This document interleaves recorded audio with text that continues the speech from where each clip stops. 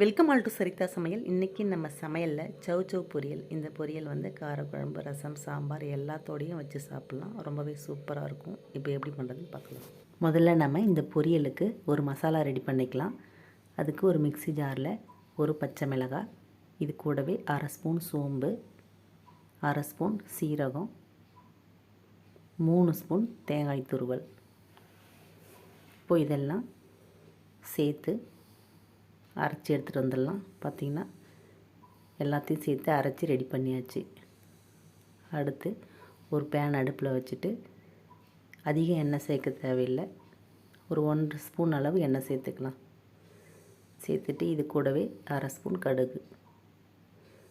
கடுகு நல்லா பொரிஞ்சதுக்கப்புறம் 1 ஸ்பூன் கடலைப்பருப்பு, 1 ஸ்பூன் உளுத்தம்பருப்பு. கடலைப்பருப்பும் உளுத்தம்பருப்பும் செவந்த உடனே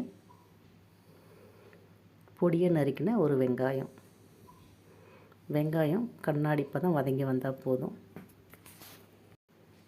வெங்காயம் வதங்கின உடனே இதில் ஒரு பெரிய சைஸ் சவுச்சவை தோலெல்லாம் நீக்கிட்டு சின்னதாக கட் பண்ணி வச்சுருக்கேன்.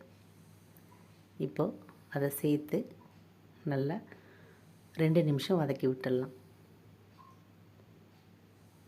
இது ஓரளவு வதங்கினதுக்கப்புறம் இப்போது இதுக்கு தேவையான உப்பு சேர்த்துக்கலாம். சேர்த்துட்டு தண்ணி கொஞ்சமாக சேர்த்துக்கலாம்.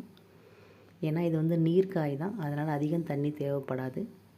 அரை டம்ளர் அளவு தண்ணி சேர்த்து நல்லா கலந்து விட்டு 2லேருந்து 3 நிமிஷம் அடுப்பு சிம்மில் வச்சுட்டு இதை நல்லா வேக வச்சுக்கலாம்.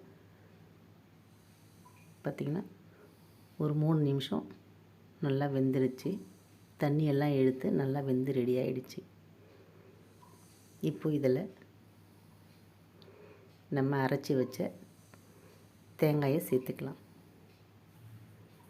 தேங்காய், சீரகம், சோம்பெல்லாம் சேர்த்து அரைச்சி வச்சுருந்த அந்த மசாலாவை சேர்த்து விட்டு இது கூடவே கொஞ்சமாக கருவேப்பிலை சேர்த்து இப்போது நல்லா 2 நிமிஷத்துக்கு இதை வந்து பச்சை வாசம் போகிற அளவுக்கு நல்லா கலந்து விட்டுக்கலாம். ஏற்கனவே ஒரு 3 நிமிஷம் வேக வச்சுருக்கோம். இப்போது 2 நிமிஷம் அடுப்பில் இருந்தால் போதும். அவ்வளோதான். இப்போ அடுப்பை ஆஃப் பண்ணிவிட்டு கடைசியாக இதில் கொஞ்சமாக மல்லி இலை சேர்த்து நல்லா கலந்து விட்டுக்கலாம். அவ்வளோதான். ரொம்ப சுவையான சௌ பொரியல் சூப்பராக ரெடி ஆகிடுச்சு. ட்ரை பண்ணி பாருங்கள்.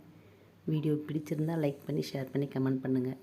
என்னோடய மற்ற வீடியோஸ்லாம் பார்க்கணுன்னு நினச்சிங்கன்னா சரிதா சமையலுக்கு சப்ஸ்கிரைப் பண்ணுங்கள். தேங்க்யூ.